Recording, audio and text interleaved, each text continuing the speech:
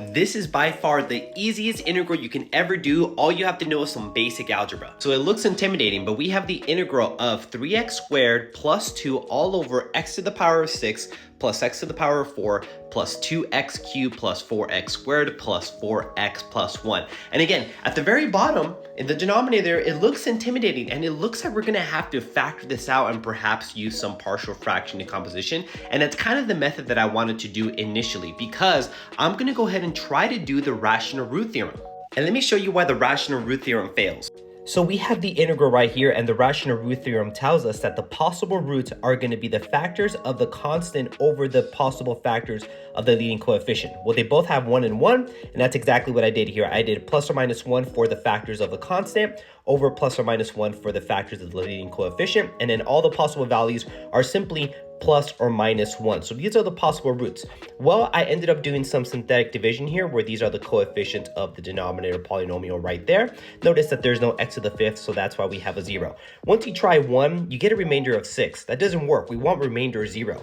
And then if you try -1, you get remainder 4, and that also doesn't work. So that tells me, according to the remainder theorem, that this is not a 0, or in other words, these are not factors. So we cannot factor this out using the possible roots that we thought existed.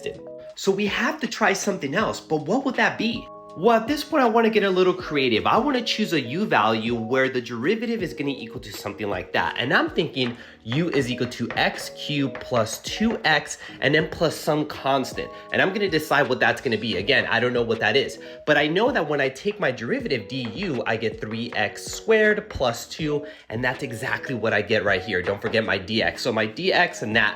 So that will be my du. And that's kind of what I want. That's the whole point.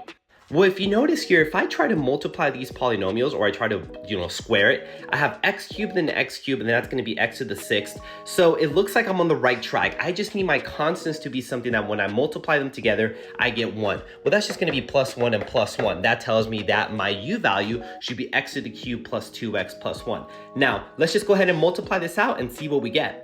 Look at what happens here. I multiply it out, so I just did x cubed times all these values and 2x times every term here, and then 1 times every term here. I combine common terms, and look what happened here. That is our denominator. So that means that this right here can be rewritten as the integral of 3x squared plus 2 over x cubed plus 2x plus 1 squared with respect to x. We already said this was our u, so this will become integral of 1 over u squared du, giving us -1 over u plus your cheese. And now we just have to plug in our u back in.